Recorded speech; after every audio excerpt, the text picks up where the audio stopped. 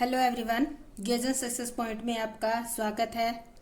बच्चों, आज हम 12th अकाउंटेंसी के चैप्टर फर्स्ट के बारे में स्टडी कर रहे हैं। चैप्टर का नाम है company accounts, issue of share. आज हमारा टॉपिक रहेगा कॉल्स इन एरियर, यानी कि अदत्त याचना क्या होती है। ऐसी कॉल जो कंपनी मांग लेती है और शेयर होल्डर उसको पे नहीं करते हैं, उसको कहते हैं calls in arrear. Second topic हमारा रहेगा interest on calls in arrear. जो कॉल शेयर होल्डर पे नहीं करते हैं टाइम पे और बाद में जाके पे करते हैं कुछ समय बाद, तो उस पर देखो कंपनी कुछ इंटरेस्ट लेती है, तो उस इंटरेस्ट के बारे में भी स्टडी करेंगे। तो आज हमारा पहला टॉपिक जो है वो है कॉल्स इन एरियर। तो ये स्टार्ट करते हैं। उससे पहले आप मेरे चैनल गेजन सक्सेस पॉइंट को सब्सक्राइब कर दें और बेल आइकन प्रेस कर दें। और अगर आपको अकाउंटेंसी और 12th बिजनेस स्टडी और अकाउंटेंसी का कंप्लीट सिलेबस करना है तो चैनल पे प्लेलिस्ट बनी हुई है जिसपे कंप्लीट सिलेबस प्रोवाइड किया हुआ है। तो हमारा फर्स्ट टॉपिक है calls in arrear. Calls in arrear होती क्या है, इसके नाम से आपको पता चल रहा है। अदत्त, दत्त मैंने होता है पेड और अदत्त मैंने होता है जो पे नहीं की गई है। अदत्त यानी कि बिना भुगतान की हुई कॉल। कभी कभी जो है अंशधारी आवंटन या याचना का भुगतान समय पर नहीं कर पाती। ये नहीं है कि केवल कॉल का ही समय पर भुगतान नहीं करते। कई बार कंपनी आवंटन अलॉटमेंट की अमाउंट भी मांग लेती है, ड्यू कर देती है, बट जब पेमेंट का टाइम आता है तो शेयर होल्डर, कुछ एक शेयर होल्डर ऐसे होते हैं जो टाइम पर भुगतान नहीं करते। तो अलॉटमेंट पे भी भुगतान नहीं करते और हो सकता है अलॉटमेंट में कर दिए हो तो कॉल्स पे भुगतान ना कर पाई। तो अगर ऐसा हो जाता है, जब कंपनी मांग ले पैसा अलॉटमेंट या कॉल्स का और शेयर होल्डर पे ना करे, तो उसे कहा जाता है अदत्त याचना, यानी कि कॉल्स इन एरियर कहा जाता है। तो देखो, अदत्त याचना के लेखा करने की दो मेथड है। इनको दो तरीके से हम, जो कॉल्स इन एरियर होता है उसकी दो तरीके से हम लेखा कर सकते हैं। फर्स्ट जो मेथड है वो है without opening calls in arrear account, यानी कि हम क्या करते हैं, कॉल्स इन एरियर अकाउंट को ओपन किए बिना ही कॉल्स इन एरियर का लेखा कर देती है। सेकंड जो टॉपिक हमारा है कॉल्स इन एरियर को लिखने के बारे में, by opening calls in arrear. इस कंडीशन में क्या होता है, calls in arrear account open किया जाता है और उससे जो है कॉल्स इन एरियर का लेखा किया जाता है। तो सबसे पहले हम इन दोनों मेथड की थ्योरी पढ़ लेते हैं। ये भी इम्पोर्टेंट थ्योरी है और बहुत बार आती है, 4 नंबर के क्वेश्चन में आ जाती है। तो सबसे पहले हम थ्योरी करते हैं इसकी और फिर एक एग्जाम्पल लेके समझने की कोशिश करेंगे। अदत्त याचना का खाता न खोलकर लेखा करना। सीधा दे रखा है, देखो, खाता न खोलकर, without opening calls in arrear account, यानी कि अदत्त याचना का खाता खोले बिना ही लेखा करना। देखो, इस विधि में अदत्त याचना खाता खोलने की जरूरत नहीं होती। जब कह ही रखा है कि अकाउंट खोले बिना ही आपको एंट्री करनी है, तो इसमें अकाउंट खोलने की जरूरत नहीं होती।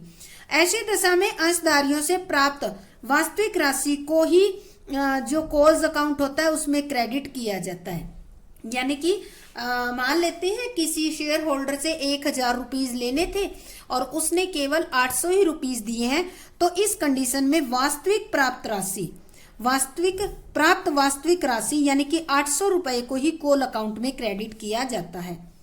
और याचना खाता यानी कि जो 200 रुपए भुगतान नहीं किए हैं उसको जो है कहीं नहीं लिखा जाएगा और याचना खाता न चुकाई गई राशि के बराबर अपने आप डेबिट शो प्रदर्शित कर देगा। बाद में जब किसी भी तिथि पर, जो 200 रुपए ने नहीं भुगतान किए, वो किसी भी तिथि पर जब भुगतान करेंगे तो अदत्त याचना राशि प्राप्त हो जाएगी। तो उस समय बैंक खाता डेबिट कर देंगे और जो भी कॉल्स इन एरियर अकाउंट है उसको क्रेडिट कर दिया जाता है। तो ये थी without opening calls in arrear account. Second जो मेथड है वो है अदत्त याचना खाता खोलकर लेखा करना। इसमें स्पष्ट दे रखा है कि आपको calls in arrear account open करना है। By opening calls in arrear account आपको ओपन करना है। तो इस मेथड में calls in arrear account open कर लेते हैं और अलॉटमेंट या किसी भी याचना पर कोई भी शेयर होल्डर अगर पेमेंट नहीं करता है अमाउंट का, तो जितनी राशि प्राप्त नहीं होती उसको कॉल्स इन एरियर अकाउंट में, जो अकाउंट बनाया उसमें डाल दिया जाता है। और नहीं भुगतान किया है तो क्या करेंगे, इसको कॉल्स इन एरियर अकाउंट को डेबिट करेंगे। और बाद में जब किसी तिथि पर याचना की, जो ये अभी पेमेंट नहीं किया इसको हमने डेबिट कर दिया कॉल्स इन एरियर अकाउंट को, यही अमाउंट अगर कुछ समय के बाद शेयर होल्डर कंपनी को पे कर देता है तो उस टाइम क्या होता है, कॉल्स इन एरियर की राशि प्राप्त हो जाती है। तो उस समय बैंक अकाउंट को डेबिट कर दिया जाता है और कॉल्स इन एरियर अकाउंट को क्रेडिट कर दिया जाता है। तो ये थ्योरी समझाई है मैंने। अभी इसको एक एग्जाम्पल की हेल्प से आपको समझाऊंगी ताकि आपको अच्छी तरीके से समझ आ जाए। थ्योरी जो है वो सिर्फ याद करने के लिए। अभी एक एग्जाम्पल लेते हैं, उस एग्जाम्पल से आपको समझाने की कोशिश करेंगे।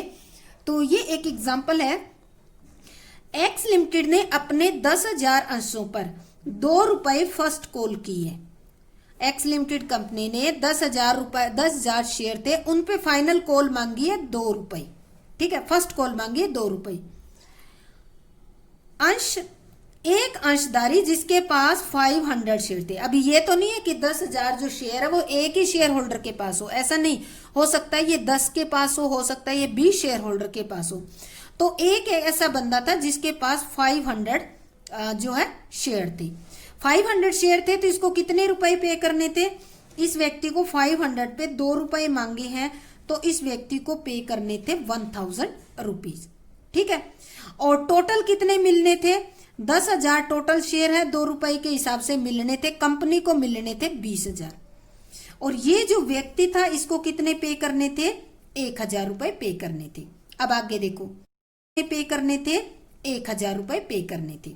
अब आगे देखो, उसने फर्स्ट कॉल की राशि नहीं चुकाई, इस व्यक्ति ने ये 1,000 रुपए पे नहीं किए, परंतु जब कंपनी ने 3 रुपए की फाइनल कॉल की, जब कंपनी ने, ये तो थी फर्स्ट कॉल, ठीक है, जब फाइनल कॉल करती है कंपनी, फाइनल कॉल 10,000 शेयर पे 3 रुपए पे फाइनल कॉल करती है।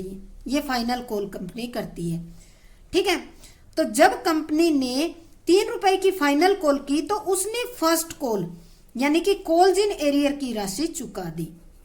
अब देखो, ये जो व्यक्ति है इसने क्या किया, जब इससे 2 रुपए मांगे 500 शेयर पे तब तो इसने नहीं चुकाए तो कंपनी को टोटल इस टाइम 20,000 रुपए मिलने थे।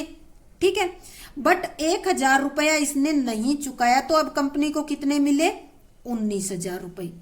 ठीक है, और जब कंपनी ने दूसरी कॉल फाइनल कॉल मांगी तो ये 1,000 रुपए इसने यहां दे दिए, तो इस टाइम कंपनी को कितने मिले, इस टाइम कंपनी को 31,000 मिले। तो इस तरह से आपको समझना है। ठीक है, इसकी हम एंट्री करते हैं, साथ के साथ आपको दिखाऊंगी ये। तो देखो, जब फर्स्ट कॉल ड्यू करती है, तो एंट्री हम क्या करते हैं, एंट्री हम करते हैं शेयर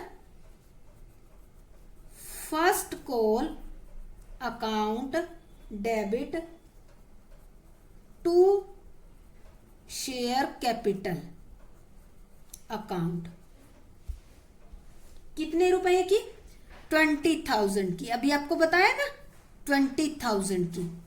तो यहां लिखेंगे फर्स्ट कॉल मनी ड्यू, यहां ड्यू कर दी।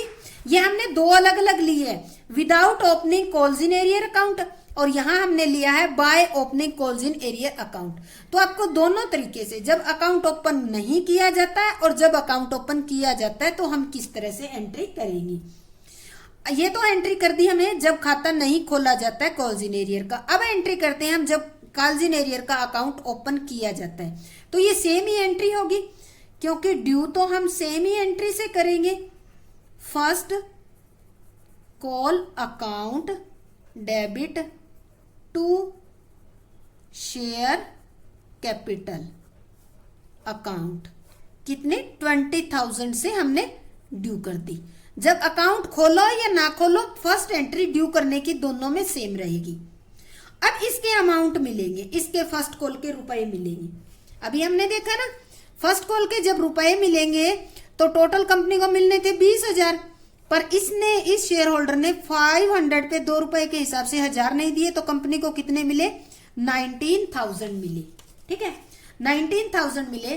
तो जब अकाउंट ओपन नहीं किया जाता है तो हम सिंपल एंट्री कर देते हैं bank account debit to share first call account. कितने मिले? 19,000। सिंपल हम 19,000 कर देंगे। Call first call money received. ठीक है, ये तो हो गया। हमने अकाउंट ओपन नहीं किया। जो 1,000 रुपए थे कॉल्स इन एरियर के जो नहीं मिले उसको हमने नहीं लिखा, केवल जो 19,000 रिसीव हुए उसको ही लिखा है, क्योंकि इसमें अकाउंट ओपन नहीं करना कॉल्स इन एरियर का। अब बात आती है by opening calls in arrear account. जब हम अकाउंट ओपन करते हैं तो हम क्या एंट्री करेंगे? इसमें देखो एंट्री में हम लिखेंगे calls in arrear bank account debit 19,000 रुपए। ठीक है, यहां लिखेंगे calls in arrear account debit 1,000 रुपए और to share first call account. कितने? 20,000। यहां लिखेंगे first call money received except 1,000 rupees. ठीक है, अब समझ में आ गया होगा। जब अकाउंट आपको खोलना ही नहीं है तो आपको कॉल्स इन एरियर नहीं दिखाना, जितनी एक्चुअल अमाउंट मिली है उतनी ही आपको एंट्री में लिखनी है। और जब आपको calls in arrear account open करना है तो यहां देखो हमने bank account debit 19,000 calls in arrear account debit 1,000 यहां एंट्री के अंदर शो किया है। इसी एंट्री के अंदर शो करने ही को कहा जाता है कि calls in arrear account open करना to share first call account. ठीक है, ये हमारी फर्स्ट कॉल की कंप्लीट होगी। आगे देखो, आगे क्वेश्चन में कह रहा है जब कंपनी ने 3 रुपए की फाइनल कॉल की तो उसने फर्स्ट कॉल की अदद राशि एरियर जो था वो फर्स्ट फाइनल कॉल के साथ चुका दिया। अब इसने जो फर्स्ट कॉल के साथ तो नहीं चुकाया, केवल 19,000 रुपए। जब फाइनल कॉल 30,000 की ड्यू करेगा तब ये 1,000 इसके साथ पे करेगा। तो कैसे एंट्री करेंगे हम? देखो, सबसे पहले तो हम ड्यू करते हैं फर्स्ट कॉल को। ठीक है, फाइनल कॉल को ड्यू करते हैं। तो एंट्री हम करेंगे share final call account debit to share capital account. तो ये करेंगे हम final call due on 10,000 share at the rate 3 per share. तो कितने रुपए हो गए? 30,000 रुपए। ठीक है, 30,000 रुपए हो गए। तो ये एंट्री होगी हमारी, ड्यू कर दी है। सेम एंट्री इधर होगी, यही सेम एंट्री होगी, क्योंकि ड्यू करने की एंट्री चेंज नहीं होती, वो सेम ही होती है। चाहे आप अकाउंट ओपन करो, चाहे आप वो सेम ही होती है, चाहे आप अकाउंट ओपन करो चाहे आप अकाउंट ओपन नहीं करो। To share capital 30,000। ठीक है, फाइनल कॉल मनी ड्यू यही है 10,000 3 पर शेयर के हिसाब से, तो मैंने लिख दिया फाइनल कॉल मनी ड्यू। तो ये एंट्री हो गई हमारी फाइनल कॉल को ड्यू करने की। अब बात आ जाती है जब रिसीव करेंगे। जब रिसीव करेंगे तो अब देखो, अब यहां देखो 10,000 शेयर पे फाइनल कॉल 3 रुपए मांगी तो कंपनी को मिलने चाहिए 30,000, पर एक शेयर होल्डर जिसके पास 500 शेयर थे इसने फर्स्ट कॉल के नहीं दिए थे, उस टाइम 1,000 रुपए पेंडिंग थे। ये देखो यहाँ पे माइनस किए थे ना उस टाइम, ये 1,000 रुपए इसने अब दे दिए। तो अब 30 तो फर्स्ट कॉल के, 30,000 तो फाइनल कॉल के हो गए और 1,000 किसका हो गया? फर्स्ट कॉल के। तो इसकी एंट्री हम क्या करेंगे?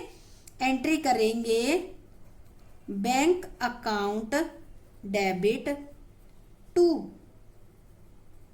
Share final call account. कितने? 30,000। फाइनल कॉल के 30,000 मिलने हैं और टू शेयर फर्स्ट कॉल के कितने मिलने हैं? फर्स्ट कॉल के 1000, टोटल कितने आ गए? 31,000। ठीक है, तो इसकी नरेशन कैसे लिखेंगे? इसकी नरेशन लिखेंगे final call money received also with first call ₹1000। ठीक है, तो ये फाइनल कॉल मनी हमें रिसीव्ड हुई है, साथ के साथ हमें 1000 रुपए फर्स्ट कॉल के भी रिसीव हुए। तो ये एंट्री हम कर देंगे। यहां देखो, हमने इस एंट्री में आपको ध्यान देना है, इस एंट्री में थोड़ा सा अलग पॉइंट है। वो कौन सा पॉइंट है? वो सेकंड एंट्री, यानी कि opening calls in arrear account वाली करवाने के बाद बताऊंगी। तो इसमें एंट्री करते हैं bank account debit to share final call account debit 30,000 और 2, यहां पे हमने फर्स्ट कॉल लिखा था ना, शेयर फर्स्ट कॉल। यहां हम शेयर फर्स्ट कॉल नहीं लिखेंगे। क्यों? क्योंकि यहां हमने शेयर फर्स्ट कॉल इसलिए लिखा था, ऊपर हमने कॉल्स इन एरियर का अकाउंट नहीं बनाया था। इसमें हम क्या लिखेंगे? Calls in arrear. यहां लिखा हुआ है हमने कॉल्स इन एरियर, तो यही लिखेंगे calls in arrear account. Sorry, यहां डेबिट नहीं आएगा, 1000 रुपीज। ठीक है, तो यहां लिखेंगे final call money received with calls in arrear of first call. तो इस तरह से हम एंट्री करेंगे। अब देखो फर्क, देखो इन दोनों में। ये तो हमने एंट्री की है without opening calls in arrear account. इसमें हमने कॉल्स इन एरियर, जो पैसा नहीं मिला था, देखो इस एंट्री के अंदर हमने केवल 19,000 दिखाया था, 1000 कॉल इन एरियर था वो नहीं दिखाया था, फर्स्ट कॉल का नहीं मिला था। अब जब मिला है तब हमने इसको यहां दिखा दिया, यही मिला है, तो हमने यहाँ bank account debit to final call to share first call, share first call के नाम से इसको क्रेडिट कर दिया हमने। ठीक है, और यहां पर जो जब अकाउंट ओपन करते हैं तो देखो यहां हमने जब फर्स्ट कॉल की जो एरियर नहीं मिला था तो उसका हमने अकाउंट ओपन किया था, calls in arrear account debit 1000। या कॉल्स इन एरियर अकाउंट को डेबिट कर रखा है हमने 1000 से। अब जब मिल गया तो इस अकाउंट को हम क्या कर देंगे? ये मिला कब है? फाइनल कॉल के साथ। तो to share final call to share calls in arrear. अब इस अकाउंट को हम क्रेडिट कर देंगे क्योंकि इसके रुपए अब देखो बैंक अकाउंट डेबिट हमें मिल चुके हैं। तो इस तरह से आपको एंट्री करनी है जब आपको अकाउंट ओपन करना है और जब आपको calls in arrear account open नहीं करना है। ठीक है, अभी आपको थोड़ा सा इसमें और ध्यान देना है। ये जो कॉल्स इन एरियर आया है 1000, दोनों में ही आया है ये, चाहे हमने अकाउंट ओपन किया हो चाहे अकाउंट ओपन नहीं किया हो, 1000 रुपीज तो मिला नहीं। अब बात आ जाती है कि ये जो कॉल्स इन एरियर की अमाउंट होती है इसको कौन से अकाउंट में लिखा जाता है, ये ध्यान रखना है। तो कॉल्स इन एरियर की अमाउंट को बैलेंस शीट के लायबिलिटी साइड में, ठीक है, लायबिलिटी साइड में हम कहा लिखेंगे? Subscribed but not fully paid, यानी कि ऐसी जो है को जो सब्सक्राइब कर लिए बट पूरा नहीं मिली है, प्रार्थित पूर्णतः चुकता नहीं, मांग लिए हैं बट हमें पूंजी मिली नहीं है, उस हेडिंग के अंदर हम इसको घटा देंगे। और कॉल्स इन एरियर अकाउंट, चाहे हम कॉल्स इन एरियर, ये लिखा है चाहे हम calls in arrear account open करें या ना करें, आपको बैलेंस शीट के subscribe but not fully paid के अंदर दिखानी ही होगी। आदत याचना की राशि जैसे ही कॉल्स इन एरियर हमें रिसीव हो जाती है तो कॉल्स इन एरियर का अकाउंट ऑटोमेटिक ही बंद हो जाता है। तो ये आपको ध्यान रखना है कि कॉल्स इन एरियर की अमाउंट जो है उसको कहाँ लिखा जाएगा और कैसे लिखा जाएगा। तो अब देखो ये हमारी ये हमने कॉल्स इन एरियर कर लिया। यानी कि अगर कोई शेयर होल्डर टाइम पर पेमेंट नहीं करता है और बाद में लेट पेमेंट करता है तो कंपनी उससे क्या लेती है, इंटरेस्ट लेती है, और इसको कहा जाता है interest on calls in arrear. अदत को कहा जाता है interest on calls in arrear, अदत याजनाओं पर ब्याज। ये भी एक वेरी वेरी इंपॉर्टेंट पॉइंट है आपका, ठीक है, कॉल्स इन एरियर वाला और विद इंटरेस्ट वाला, ये बहुत ही इंपॉर्टेंट पॉइंट है। तो कंपनी को अदद कॉल्स इन एरियर पर देय तिथि से, ड्यू डेट से वास्तविक जो रिसीव्ड हुआ है, एक्चुअल में जब रिसीव्ड होता है उस तिथि तक का अंतर नियमों में वर्णित, अंतर नियम होते हैं आर्टिकल ऑफ एसोसिएशन, इसमें जो इंटरेस्ट की रेट बताई गई है उसको चार्ज करने का अधिकार है।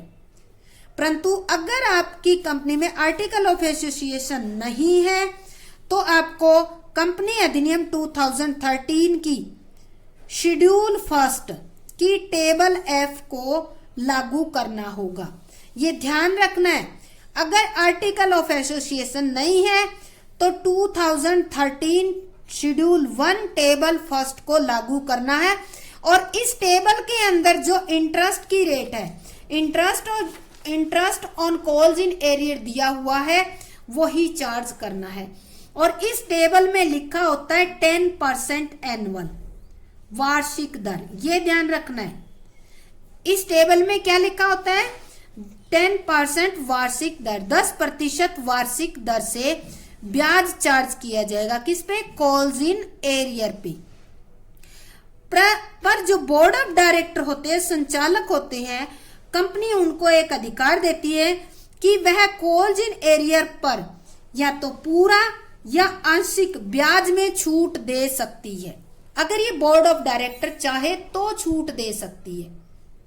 अब देखो, अगर कंपनी इंटरेस्ट चार्ज करती है तो इसकी एंट्री कैसे करेंगे, entry related to interest on calls in arrear, interest पर एंट्री कैसे करेंगे, ठीक है। तो सबसे पहले तो क्या होता है, कॉल्स इन एरियर के ड्यू होने पर क्या किया जाता है, कॉल्स इन एरियर का इंटरेस्ट के ड्यू होने पर, जब कॉल्स इन एरियर पे जो इंटरेस्ट बनता है वो ड्यू करते हैं, तब हम एंट्री क्या करते हैं, तो एंट्री करते हैं sundry members account debit to interest on calls in arrear, यहां लिख देंगे। अब ये देखो, नरेशन में लिखेंगे interest on calls in arrear due, ठीक है। तो इस तरह से हम क्या करेंगे, जो कॉल्स इन, यहाँ पे सन्ड्री मेंबर लिखा है, सन्ड्री मेंबर में वो शेयर होल्डर होते हैं जो टाइम पर पेमेंट नहीं करते और जिनके इंटरेस्ट लगता है उनका नाम लिखा जाता है।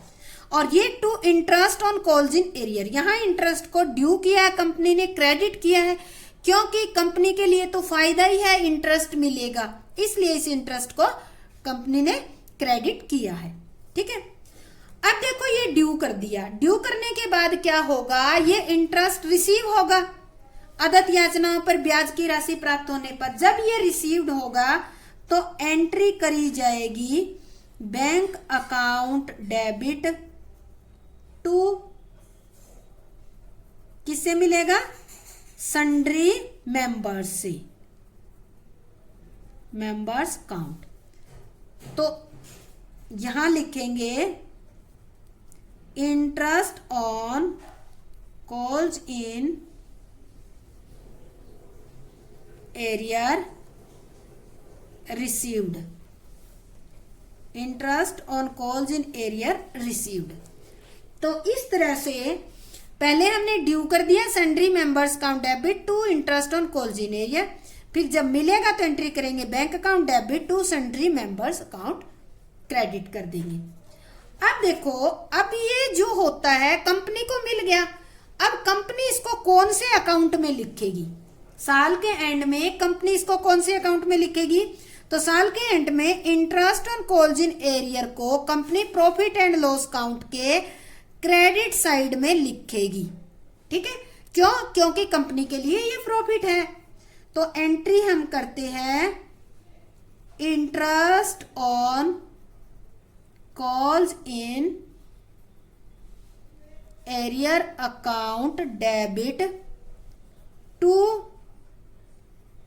Profit and loss account. ठीक है, और यहां हम नरेशन में क्या लिखेंगे? Interest on calls in arrear transfer to capital, capital नहीं, प्रॉफिट एंड लॉस अकाउंट। ठीक है, तो इस तरह से इंटरेस्ट की ये 3 एंट्री होती है। सबसे पहले ड्यू करना, फिर इंटरेस्ट को रिसीव करना और फिर इंटरेस्ट को प्रॉफिट एंड लॉस अकाउंट में ट्रांसफर करना। तो अगर आपकी थ्योरी आ जाती है तो जैसे कि आपको बताया था थ्योरी का मीनिंग, फिर इसकी एंट्री करने और एंट्री करनी पड़ेगी। इस तरह से प्रॉपर तरीके से लिखकर आपको एंट्री करनी पड़ेगी। अगर इस तरह से आप एंट्री करोगे तो आपके पूरे marks. Number 14 1.33 page. Chandra limited issued 15,000 preference share of 100 each at a premium of 5%। अब प्रीमियम कितना होगा? 100 का 5% हो गया प्रीमियम 5 रुपए। ये प्रीमियम हमेशा इस पे निकालना है, फेस वैल्यू पे ध्यान रखना है। तो इशू कर रही है 15,000, प्रेफरेंस शेयर है, फेस वैल्यू है 100 और प्रीमियम पे इशू कर रहे हैं 5 रुपए प्रीमियम, यानी कि 5%। Payment were to be made as 25 on application, 45 on allotment and 35 on first and final call. अब देखो एक बात, अब ये 5 रुपए प्रीमियम है पर यहां किसी के साथ प्रीमियम नहीं बता रखा। अगर ऐसा हो जाता है जब किसी के साथ ये नहीं कह रखा है कि प्रीमियम इसके साथ लेना है, तो प्रीमियम हम किसके साथ लेंगे? अलॉटमेंट के साथ। तो अलॉटमेंट के कितने हो गए? 40 रुपीज और प्रीमियम हो गया 5 रुपीज। तो अब देखो कितने हो गए? 25 और 40 65 प्लस 35 100 रुपीज हो गई इसकी फेस वैल्यू और ये प्रीमियम हो गया। तो इस तरह से आपको पहले इसको अलग कर लेना है। Application for 14,000 share were received. Application issue कितना करना चाह रहे थे? 15,000, बट एप्लीकेशन कितनी आई है? 40,000। 14,000 मतलब अंडर सब्सक्रिप्शन है।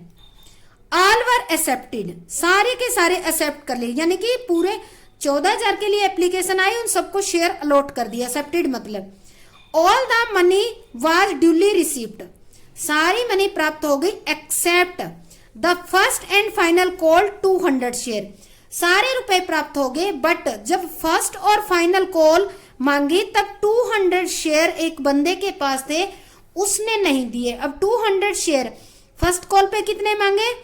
फर्स्ट एंड फाइनल कॉल इकट्ठी है 35 रुपीज। जब मांगे हमने तो इसके पास 200 शेयर थे, इसने 200 शेयर पे 35 के हिसाब से ये रुपीज जो है 7,000 रुपीज जो है पेमेंट नहीं किए।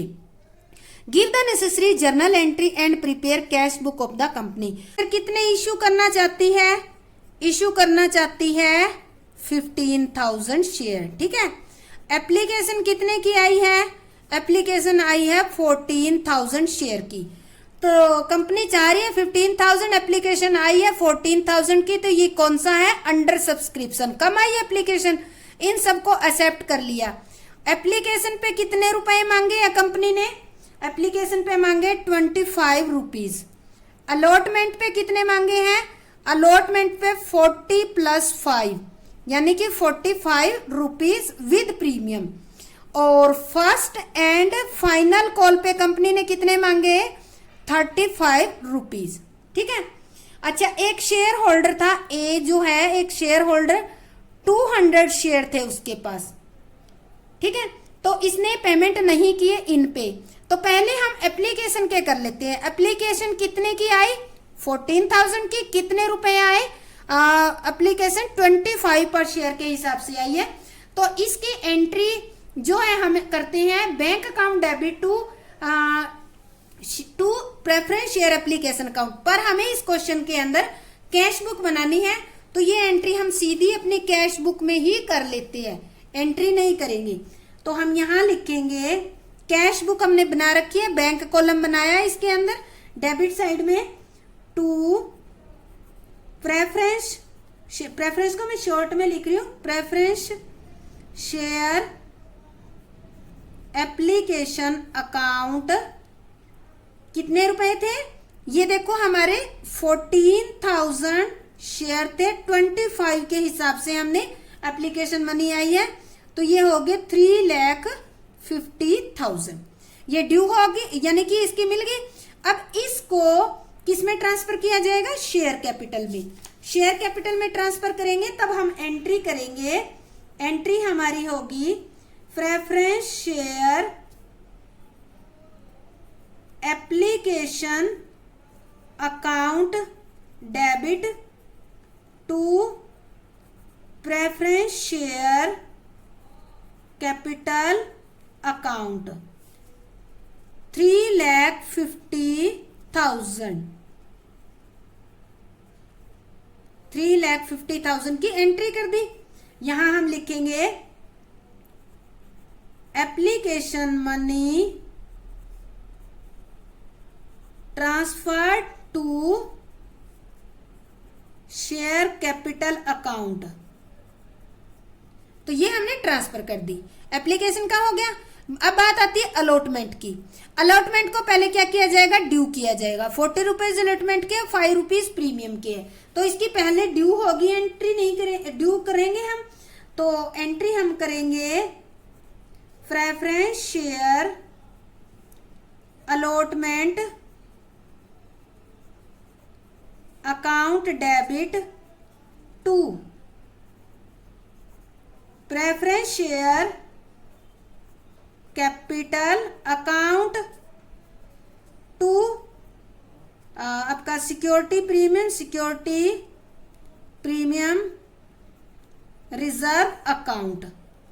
तो अब देखो आपका सिक्योरिटी प्रीमियम कितने थाउजेंड शेयर है, 14,000।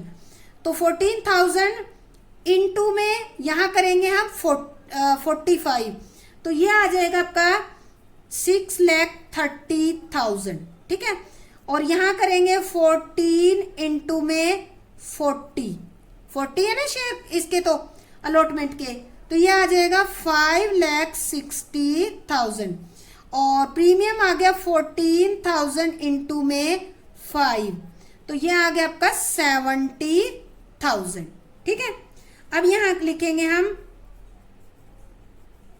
Allotment money due.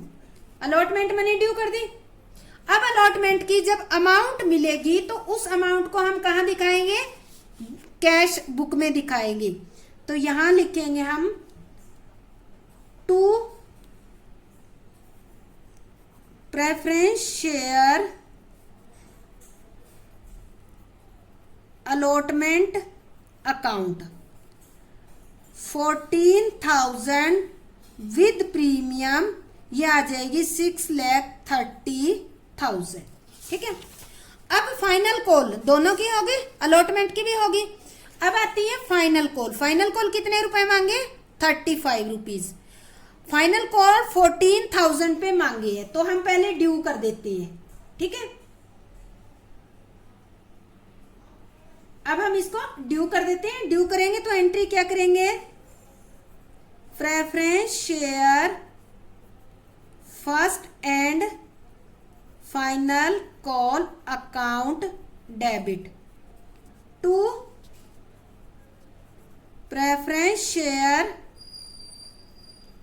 Capital account. तो कितने रुपए हो गए, यहां हमने 14,000 पे 35 के हिसाब से ड्यू करनी है। ठीक है, तो ये हो गए 4,90,000। कितने ड्यू कर दिए, मांगे आपने 4,90,000। तो यहां करेंगे, लिखेंगे हम first and final call due. Due होगी। अब देखो मांग तो हमने 14,000 पे लिए, पर इन 14,000 के अंदर एक ऐसा शेयर होल्डर था जिसके पास 200 शेयर थी, ठीक है। उसने 200 शेयर पे 35 के हिसाब से 7,000 रुपीज पे नहीं किए, तो कंपनी को अब कितने मिलेंगे? मांगे तो कंपनी ने 4,90,000 है, तो अब कंपनी को 9490 में से 7,000 को 9490 में से 7,000 कम मिलेंगे, यानी कि 4,83,000 ही कंपनी को मिलेंगी।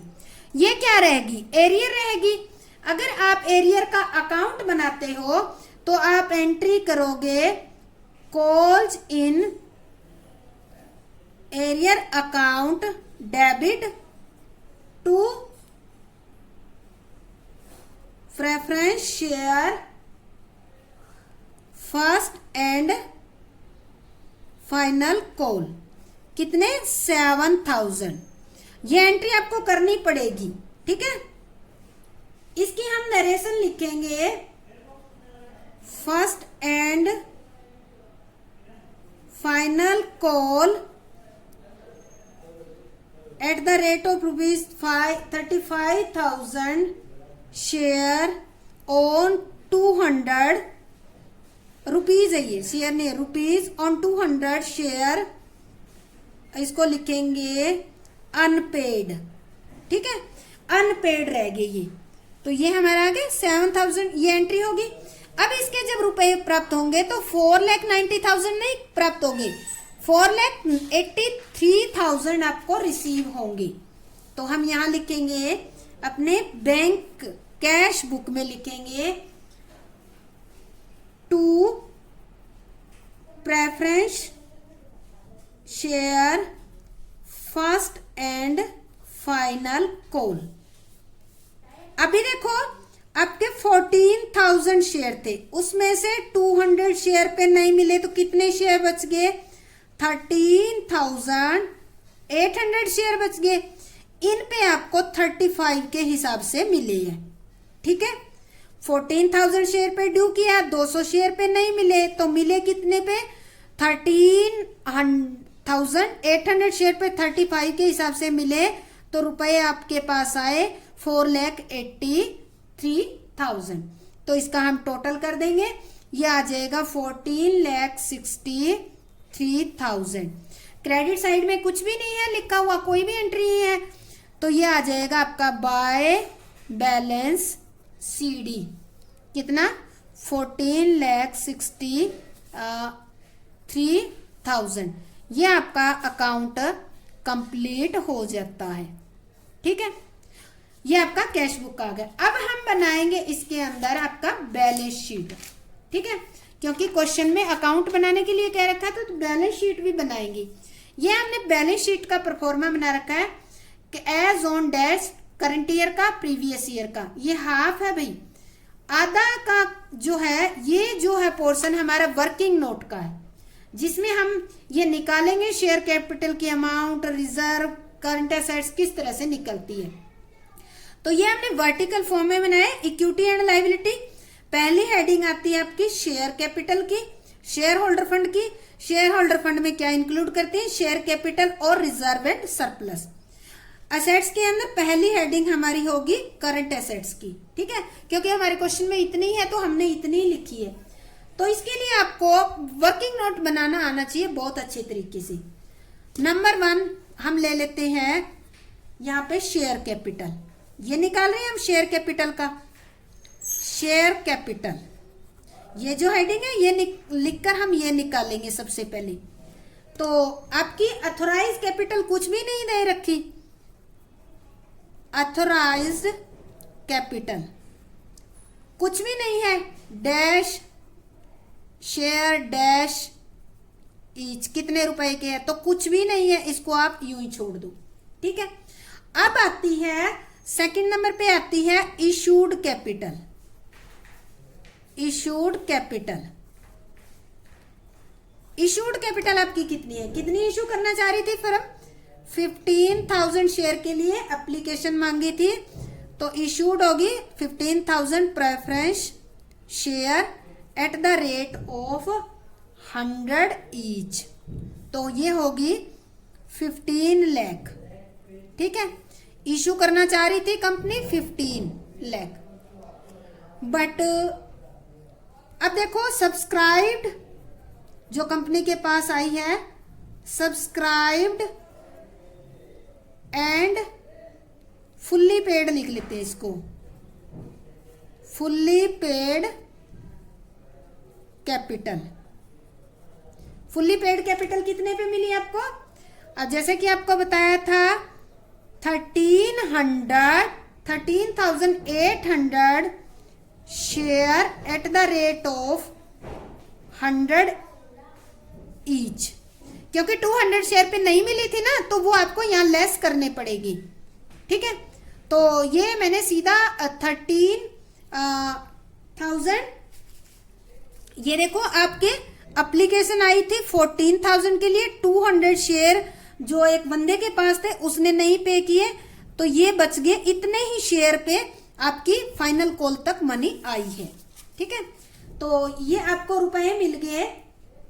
इसको हम इनर कॉलम में कर लेते हैं, तो ये आगे हमारे 13,80,000 इनर कॉलम में कर लेते हैं इसको हम। ठीक है, अब इसके बाद देखो ये जो 200 शेयर है इसका हिसाब किताब करते हैं। इस 200 शेयर पे कितने मांगे?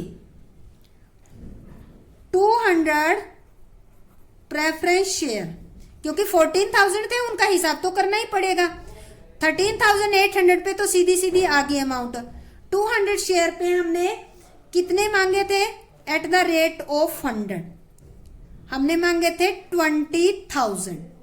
ठीक है, but calls in arrear less call less calls in arrear इस पे होगी 7,000। नहीं मिला था ना, किस पे हुआ था? 200 इंटू में 35, 7,000 नहीं मिला, तो कितने रुपए मिल गए कंपनी को? 13,000। यानी कि देखो अब 14,000 शेयर थे, इनमें से सीधे सीधे 13,800 पे तो इतने रुपए मिल ही गए फाइनल तक। अब 200 जो शेयर थे उन पे केवल 35 ही नहीं मिले, बाकी तो 65 तो मिल गए, एप्लीकेशन के भी मिल गए। और आपके अभी आपको दिखाती हूँ, देखो ये जो थे 200 शेयर, इन्होंने ये 25 ही पे कर दिए और ये 45 भी पे कर दिए, पर इन्होंने ये 35 ही पे नहीं किए थे। ठीक है, तो इसलिए 20,000 हमने कंपनी ने मांगे, पर इस पे इस शेयर होल्डर ने, मान लेते इसका ए नाम है, इससे कंपनी ने 20,000 मांगे, इसने 7,000 ही नहीं दिए, 13,000 पे कर दिए। तो कंपनी के पास टोटल अमाउंट कितना आ गया? अब 1380 प्लस ये करेंगे तो ये आ जाएगा 13,93,000 रुपीज कंपनी को मिल गई है। ठीक है, इस तरह से हम शेयर कैपिटल निकालेंगे। अगर आपको कोई डाउट हो तो आप कमेंट करके पूछ भी सकते हैं इसमें। अब रिजर्व का लेते हैं, क्योंकि प्रीमियम भी आया ना हमारा इसमें, तो अब सेकंड पॉइंट हमने रिजर्व का लिखा है इसमें, तो सेकंड पॉइंट हम वर्किंग नोट में रिजर्व का निकालेंगे। रिजर्व एंड सरप्लस, तो इसमें क्या आया था आपका? Security premium, securities premium reserve किस पे था? 14,000 शेयर पे 5 के हिसाब से था 70,000। ये हो गया हमारा। अब बात आती है इधर करंट एसेट्स। करंट एसेट्स जो है उसका हम बना लेते हैं हेडिंग। हमने कैश एंड वो निकाला, ये कैश बुक बनाई है, तो cash and cash equivalent, cash and cash equivalent में क्या आया था हमारा? Cash at bank. Cash at bank कितना आया था? देखो आपने कैश बुक बनाई थी, बैलेंस शीट कितना आया था? 14,060 14,63,000, तो यही हम अमाउंट लिख देंगे 14,63,000। तो ये हमारे हो गए। अब हम अपनी कैपिटल में बैलेंस शीट में लिखेंगे। सबसे पहला हमारा आता है शेयर कैपिटल। शेयर कैपिटल का कहाँ निकाला हमने, ये देखो यहां तक हमने निकाला है 14,000 शेयर का हिसाब किया है। 13,800 का ये अमाउंट हो गया, 200 का ये अमाउंट हो गया, तो दोनों को प्लस कर दिया तो ये आ गया 13,000। हम यहां लिखेंगे इसके सामने 13,093, 13 लाख, सॉरी 1000 नहीं है, 13,93,000। ठीक है। फिर आता है रिजर्व एंड सरप्लस का, ये 70,000, तो ये 70,000 हमने लिख दिया। तो इसका हम टोटल कर देते हैं। टोटल करेंगे तो इसका टोटल आ जाएगा 14,63,000। अब आती है एसेट साइड। एसेट साइड का हमने निकाला है तो हम यहाँ लिख देंगे करंट एसेट्स ही है, क्योंकि बैंक में जो पैसे आपके होते हैं वो क्या होती है, करंट एसेट्स। तो इसमें एक ही आइटम है और वो हमारी एक ही लिख देंगे। तो इस तरह से आपकी लायबिलिटी साइड का टोटल और एसेट साइड का टोटल दोनों इक्वल हो गया है। तो ये आपका जो सम है आज कोल्जिन एरियर की थ्योरी और सम दोनों कंप्लीट हो गए हैं। इसको थोड़ा सा केयरफुली अगर आप समझोगे तो आपको बहुत अच्छी तरीके से समझ आ जाएगा। अगर इस चैप्टर में कोल्जिन एरियर यही आपने अच्छी तरीके से समझ लिया तो आपको आगे दिक्कत नहीं आएगी। और अगर मेरा लेक्चर फर्स्ट टाइम देख रहे हैं तो प्लीज फर्स्ट टाइम मत देखिए, आप इसको देखने से पहले 12 लेक्चर पीछे के दिए हुए हैं वो देखें, ताकि आपको ये लेक्चर अच्छी तरीके